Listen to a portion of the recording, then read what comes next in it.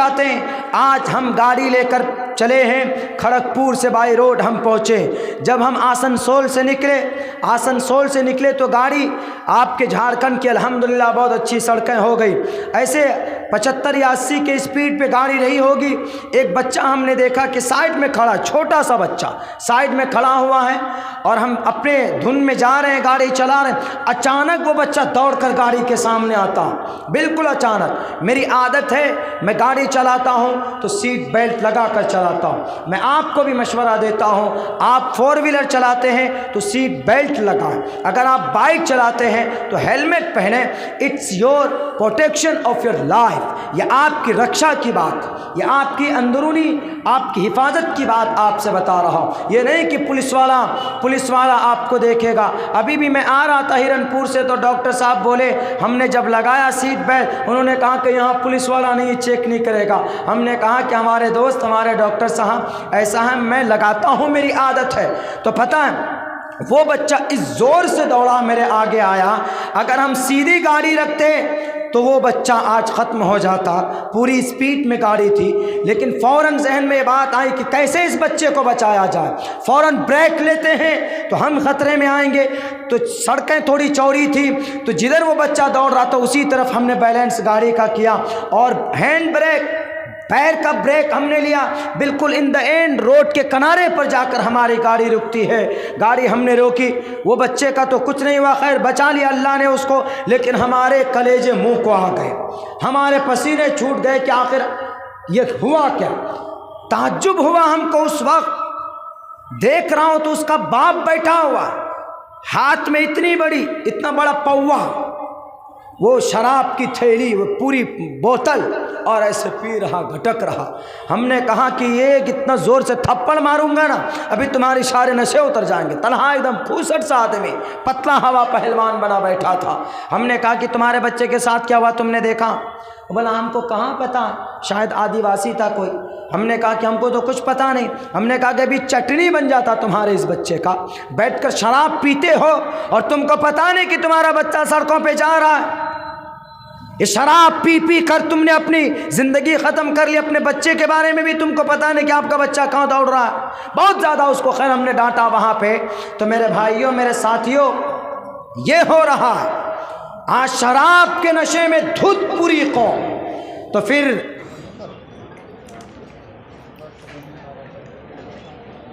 ان الحمد لله نحمده ونستعينه ونستغفره ونؤمن به ونتوكل عليه ونعوذ بالله من شرور انفسنا ومن سيئات اعمالنا من يهده الله فلا مضل له ومن يضلل فلا هادي له ونشهد ان لا اله الا الله وحده لا شريك له ونشهد أن سيدنا ومولانا محمدا عبده ورسوله أما بعد فأعوذ بالله من الشيطان الرجيم بسم الله الرحمن الرحيم إن هذا القرآن يهدي للتي هي أقوم وقال الله تبارك وتعالى في القرآن المجيد شهر رمضان الذي أنزل فيه القرآن هدى للناس وقال الله تبارك وتعالى إنا نحن نزلنا الذكر وإنا له لحافظون وقال الله تبارك وتعالى قل هل يستوي الذين يعلمون والذين لا يعلمون قال النبي صلى الله عليه وسلم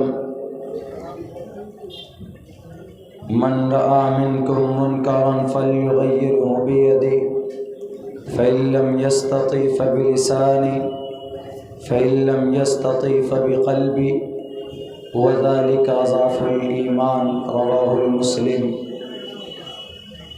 وقال النبي صلى الله عليه وسلم لن تسعهم بأموالكم ولكن تسعهم بأخلاقكم. In the name of Allah, the most gracious, the most merciful. All praise and thanks are Allah's, the Lord of the Alameen, mankind, jinn and all that exist.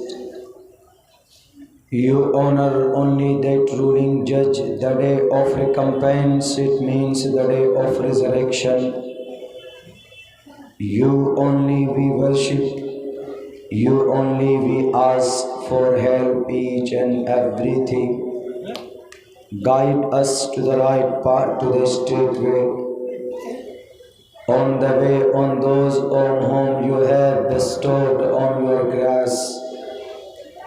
The primary aim of education of Quran is to prepare and to qualify the new generation for participation in the development cultural society.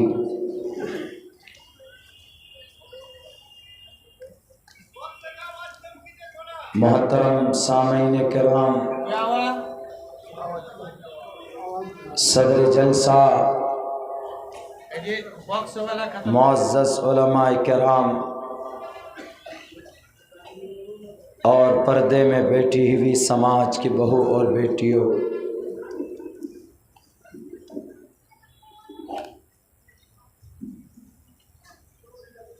یہ جلسہ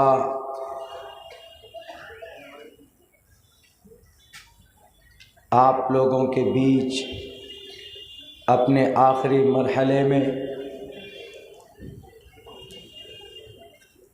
جا چکا ہے، اور اس وقت اللہ تبارک و تعالی سے دعا کرتے ہوئے ہم اپنی بات شروع کرتے ہیں۔ اللہ تبارک و تعالی ہمیں وہ کہنے کی توفیق دے جس پہ ہم خود اس پر مکمل طور پر عمل کر سکیں۔ میرے بھائیوں، میرے ساتھیوں، یہ جلسے کا نظام پورے ایشیا بر صغیر ہی نہیں، پوری دنیا کے اندر یہ مذہب اسلام میں یہ رواج اور یہ نظام اور یہ سسٹم پایا جاتا ہے۔ ان جلسوں کے منچ سے ہم اپنی شریعت کی بات، قرآن کی بات، احادیث رسول کی بات ہم عوام تک بڑی آسانی کے ساتھ پہنچا سکتے، ورنہ ان جلسوں کا کوئی اور ان کے اغراض و مقاصد نہیں ہوتے۔ ہمارے ان جلسوں کو دیکھ کر وہ الگ بات ہے کہ کچھ لوگوں کے پیٹ میں درد ہوتا ہے، اور ہمارے اس بھیڑ پہ،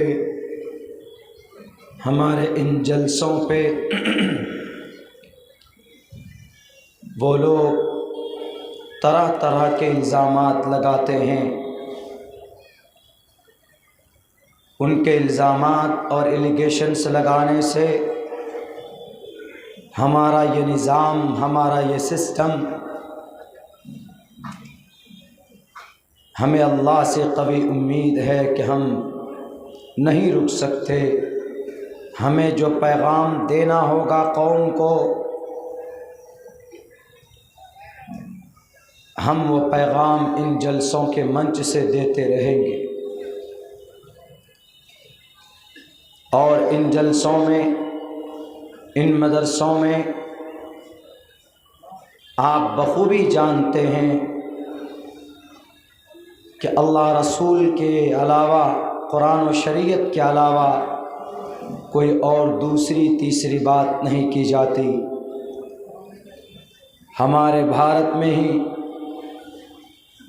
بہت سے فرقہ پرست تنظیموں کے سبھاؤں کو ہم نے سنا ہے، دیکھا ہے، جہاں پر تشدد کی بات کرتے ہیں، اور جہاں کھڑے ہو کر مائک ہاتھ میں لے کر وہ دوسری قوم، دوسرے دھرم کے ماننے والوں کی برائیاں گناتے ہیں، اور ایک الگ طرح سے نفرت پیدا کرنے کی کوشش کرتے۔